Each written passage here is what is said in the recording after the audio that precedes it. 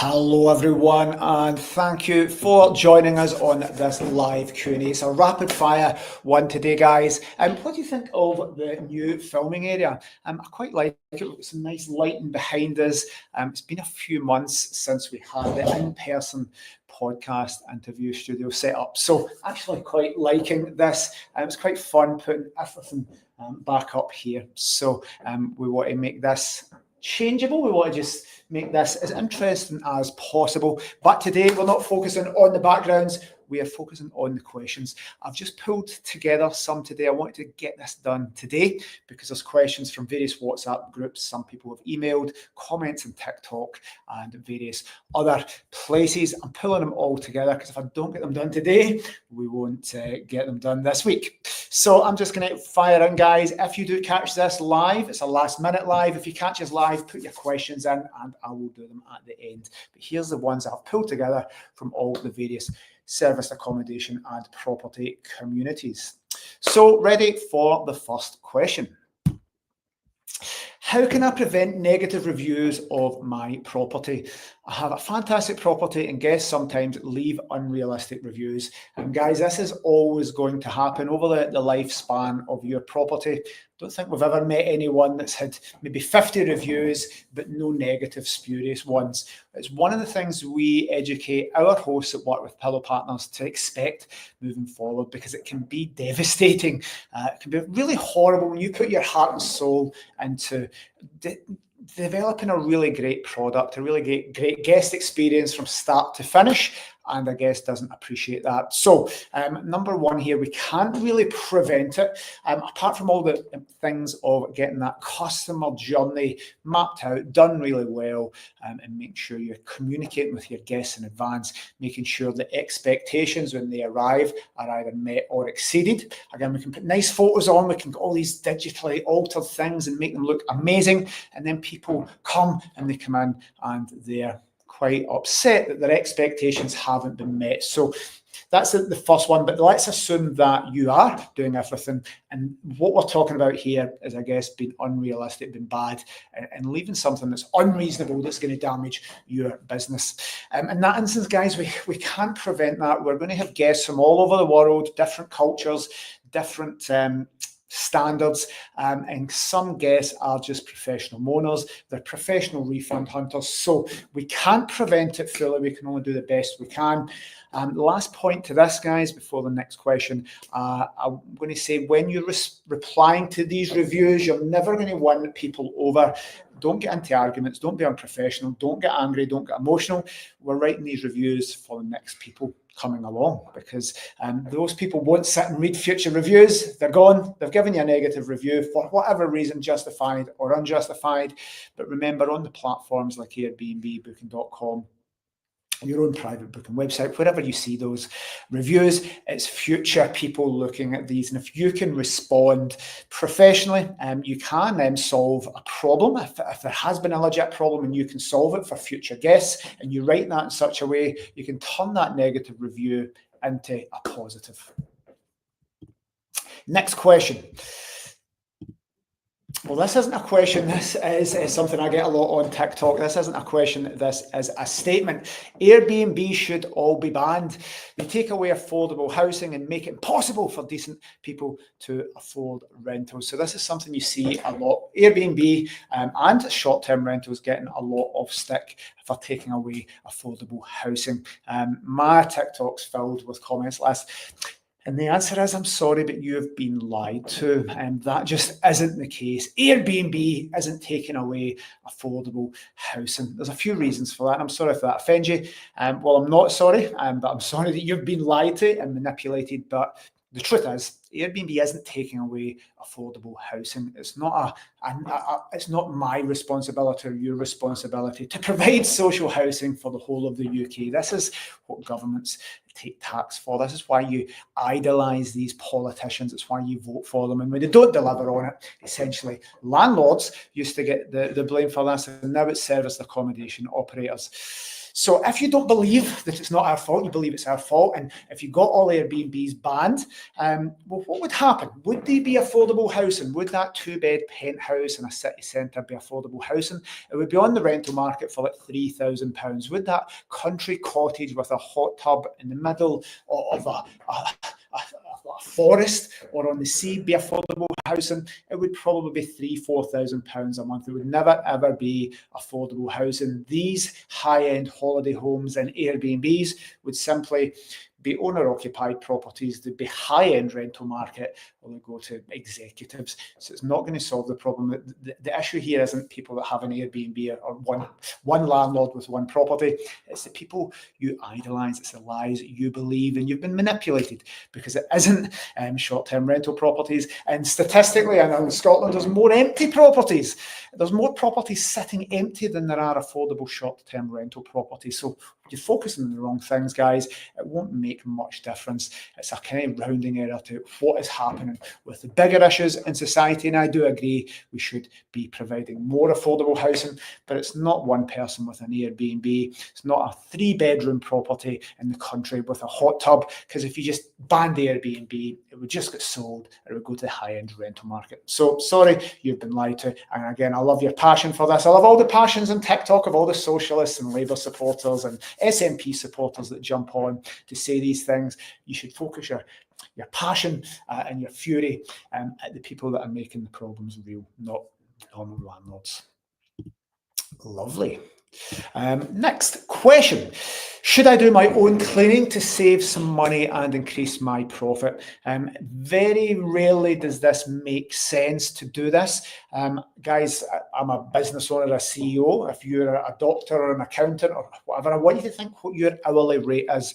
If you're paying your cleaners £15, £20 an hour, let's just say £18, could you earn £18 an hour doing your principal job here? Well, that's an architect, a doctor. You can probably make that kind of money working as a shelf stacker or something when you factor in your time travelling to the property and your time travelling back. So look at your hourly rate. Probably doesn't make any sense to do it yourself unless you can't find cleaners, but you may really love doing this. You may be putting a personal touch. You may be doing a better job than a professional cleaning company. You may be able to respond faster. You may be doing check-ins and things that really develop that guest experience in the customer journey. But I would say to save money, it very rarely works. And when you factor in your time cleaning materials and the hassle in the organisation, you're better giving it to a cleaning company. I don't have a cleaning company, so totally unbiased here. But to save money, it probably doesn't work. But guys, if you're there and you've nothing else to do, you're retired, you maybe stay near the property, then perhaps it's a good idea to do it. Let's have a little look.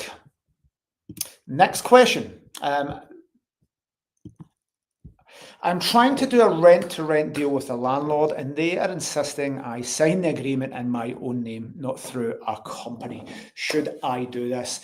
Guys, I'd strongly advise never getting into any business arrangements for any business, rent-to-rent or otherwise, in your own name, because you're putting liabilities that will affect your family, your house, your own life, that are going to maybe stay with you for many years. If you're setting up a company, whether it's a limited liability partnership or a limited company, it is limited. You're ring fencing that. You're taking the risk in being an entrepreneur, and you want all things in the one company there, guys. So you do not want to be and putting all this that might affect your own house. Remember, rent-to-rent commitments, even if we're talking £1,000 a month, well, you're going to be signing up for at least a 3-year lease. So that's £36,000 exposure. You don't want that in your own name. If for some reason you default, and I'm not saying you should, please always, any contracts you sign, don't sign them unless you can see them through. But if something goes wrong, like another lockdown, for example, out with our control, and the other person holds you to that, or so you can't operate service accommodation for whatever reason, you're legally tied to that, you do not want exposure going in that maybe affect your own house. So have all your business assets in a business. I understand why that landlord would want that, because they'll know a limited company has got ring-fenced exposure. Maybe you could do certain personal guarantees for bigger deals. That does happen in business, but you definitely don't want to leave things like your house exposed so they can come after your car, get earnings arrestments for business stuff. It's a business transaction, so make it super safe, guys. I'm getting lots of comments on, I think it's Kick. I've never been on Kick. That's absolutely brilliant. We started streaming on that, so no idea what that platform is. So thank you, Jess, for commenting. I think we've got one question. This is the main reason I jumped on today. I wanted to address this from someone in our community. So next question. I have a block of 5 apartments. I've taken the area out because it's going to the world. I have a block of 5 apartments and the agent has let them go to rack and ruin. I just need some help with changing over the mortgages from buy to let and all the legal requirements, etc. Thanks in advance. So for this one, I'm taking, so this was the message. I've taken some of the key and personal parts out to answer it live here. Residential letting agent, just letting 5 apartments go to rack and ruin. That's why I set up Pillow Partners many years ago. I had the same thing when I was overseas, so I understand bad agents. Not criticising that agents, I don't know the story, but taking them from buy to let to serviced accommodation. What do we do with regards to the mortgages, the legal side, and the requirements? So first of all, if you've had a bad experience with buy-to-let, and many landlords now will be thinking, hey, I've had bad tenants, I've got lots of exposure and risk with the Renters' Rights Bill 2025 coming in, we want to just do service accommodation. Number one, make sure that that is the right move. We can be emotional, we can say, oh, tenants wrecked a property, I've had to evict them, they've left rent arrears. I don't want to be a landlord, stuck with properties, we'll switch to another strategy, but make sure that that is the right strategy for you. Number two, go and speak to some local agents, make sure there is demand there, because most of the time there's demand for buy-to-let. There's very few areas that don't. You won't be able to rent property. One of the previous questions spoke about affordable housing. There is a shortage. There's a shortage of rental housing in some areas. So most times you will be able to rent that, no problem, at a reasonable market price. But not all the time will you be able to rent those 5 properties for serviced accommodation. So you need to go and really research your area. And the first thing here, 5 properties for the rental market. Whether they're 1 or 2 beds, you kit them out. You can do unfurnished, and the market will take care of itself. But for serviced accommodation, we need to focus on who are those 5 properties going to do. Here is Emma coming in with my lunch. Fantastic timing. Might get Emma to jump on and do some answering some questions. But the 5 units there need to be tailored to your end market. Are you going to go for the tourism leisure market? Are you going to be going high end, medium end? Are you going to be going for contractors? Are you going to be clattering about in the background and making loads of noise in my live stream? I see you back. The noisiest entrance ever. I digress, people. Sorry, thank you. So they need to be tailored, because if you're doing high-end corporate executives, you're going to need nice chairs, strong Wi-Fi, business desk, etc. If you're going for contractors, it would be different. So number 2, tailor your market. For the mortgages, guys, I'm not a funding expert. I'm not a lender, but you will be able to get funding and lending for that. It'll be a slightly higher rate. You may find your buy-to-let deposit will be 25%. You may need to be putting 30, 35% and get a really great broker, and they will help you with that, guys.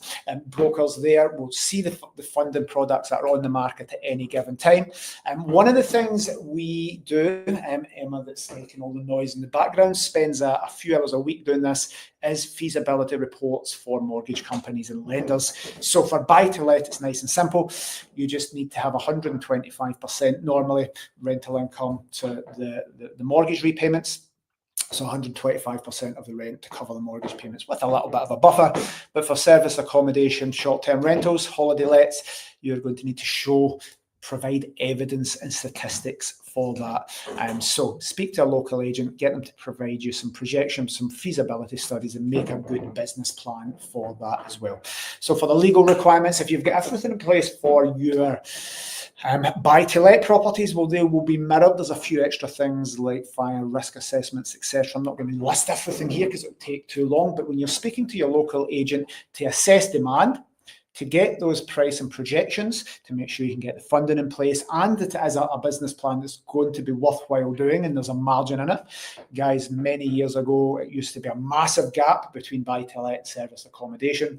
With supply and demand factors and rental prices going up, sometimes it's just better to do good old-fashioned vanilla buy-to-let. But guys, if you've got 5 apartments in one block, this is beautiful. We call it clustering. Getting 5 in one area makes it a really, really effective strategy. So I'd love to hear how you go on with that. And all the other legal requirements, your local agent will help you with those as well. So guys, thank you very much for this. Lots of messages on Kick. Don't even know what Kick is, I'm going to be honest there. I just clicked to go live there. So thank you for all the participation there. So thanks. And guys, if you didn't get your questions answered here because I went last minute, just email us over hosts@pillowpartners.co.uk and we will get your question answered. Thank you very much, guys. Cheers.